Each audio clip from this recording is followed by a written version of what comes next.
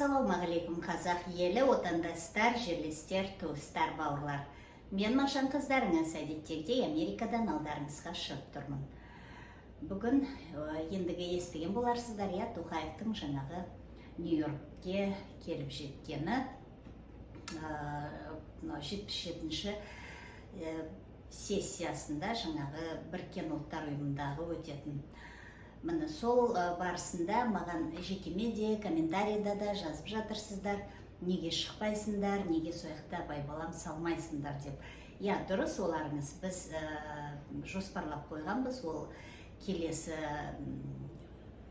жексенбіге. Ал бұл жерде айта кеткім келетіні, ол біздің бұл жердегі байбалам салғанымыздан бірдеме өзгеретін болса, баяғыдан бері өзгеретін еді. Біз қоймастан шығып жатырмыз, көрдіңіздер өздеріңіз. Өзімнің желімде де салып жүрдім ол туралы. Бұл жерде міне тап осы күндері міне халық байбаламды салу керек. Міндетті түрде көшеге шығудың керегі жоқ. Мына желілерде жиілетулеріңіз керек. Қай тілде айта аласыздар? Қазақша, орысша, қытайша, қай тілде айта аласыздар?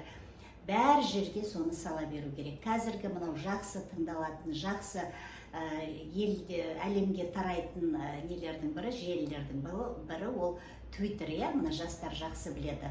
Міне сол жерде жазып алыңыздар да, ол жерде түріңізді көрсетудің де керек жоқ. Аккаунтты ашып қойдыңыздар да, сол жерде оқи беріңіздер. Бәр айтқыларыңыздың келген сол жерде дауыспен оқып берсеңіз де болады. Жазып салсаңыздар да болады. Міне қазіргі белсенділікті қазақ елі таныту керек.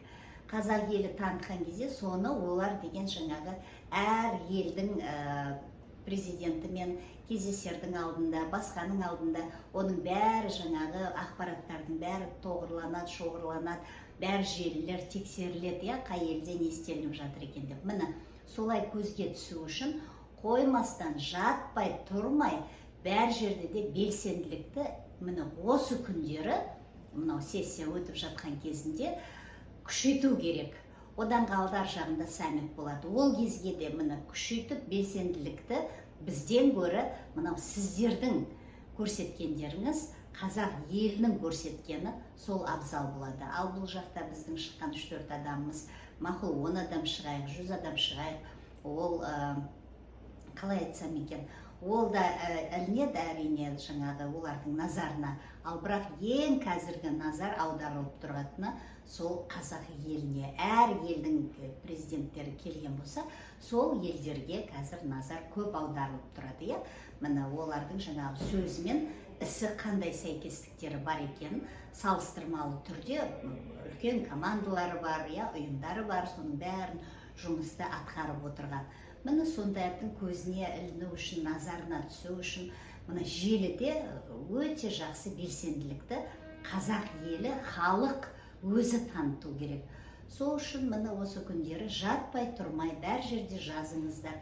Өз аттарыңыздан қорықсаңыздар, айтып жүрмін осы күндері, жалған аккаунт ашыңыздар, сөйтіп жаза беріңіздер, айта беріңіздер.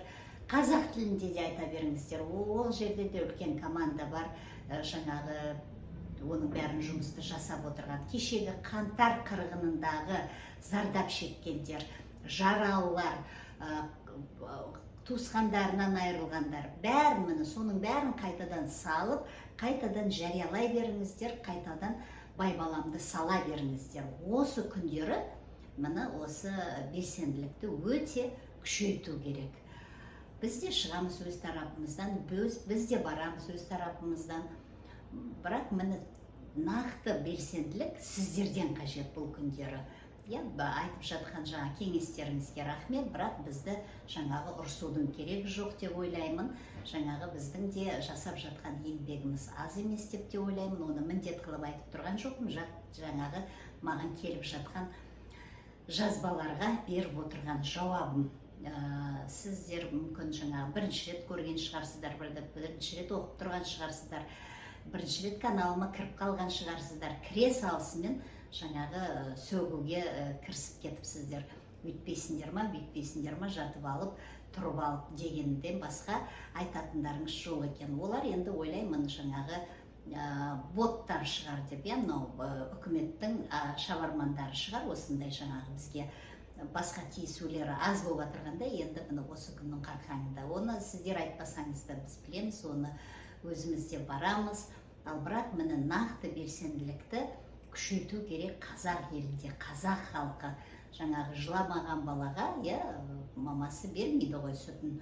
Сол сияқты міне байбаламды сіздер салу керексіздер. Жақсылап тұрып, осы күндері айта беріңіздер, жаза беріңіздер. Әсіресе мынау қаңтар оқиғасын, әсіресе мынау Тоқаевтың өзін-өзі қайтадан 7 жылға сайлайын деп жатқанын бәр желіде, Facebook, қандай желіге білесіз, соның бәріне сала беріңіздер, айта беріңіздер, ерінбеңіздер, жалықпаңыздар. Білем, ерінбейсіздер, оған уақыттарыңыз жоқ. Қазір жаңа оқу жылы басталды. Балдарыңызды қалай мектепке жіберем деп бастарыңыз қатып жатыр. Біреуі әлі күнге дейін киімде алмаған, удай қымбат, мектепте орындар аз. Міне сондай күйбелеңмен жүргенде мынандай политика, саясатқа ешқандай да уақыттарыңыз жоқ.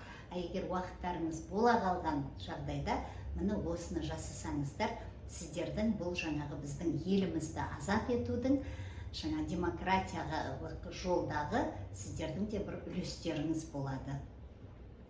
Барынша жаңағы байбаламды сол елдің ішінде көтеру керек, мынау желілерде көтеру керек. Осы күндері мынау сессия өтіп жатқан кезінде ертеңгі саммит болардың қарқаңында.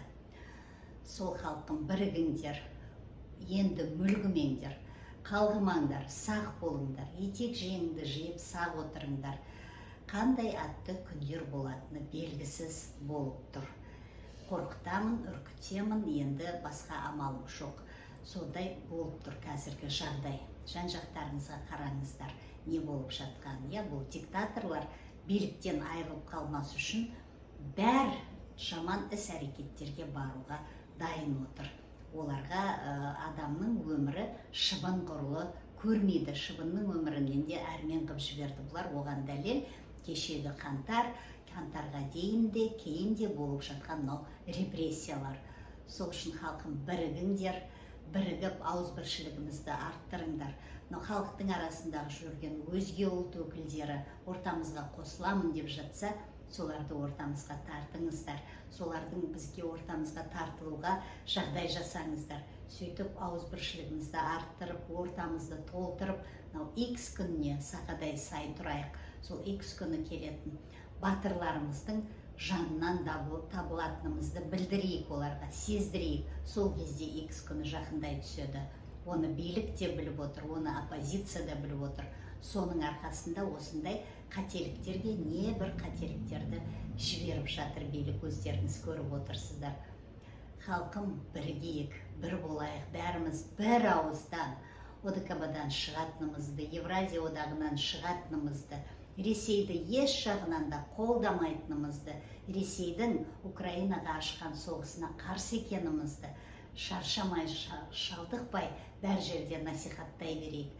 Тоқаевтың өзін-өзі қайтадан 7 жылға сайлайын деп отырған сайлауына қарсы екенімізді білдіріңіздер, насихаттаңыздар, бөлісіңіздер. Өз аттарыңыздан бөлісуге қорқысаңыздар, жалған аккаунт ашыңыздар. Сол жерде айтыңыздар, сол жерде жазыңыздар. Сөйтіп X күнін жақындатып, өз батырымызды билікке отырғызайық.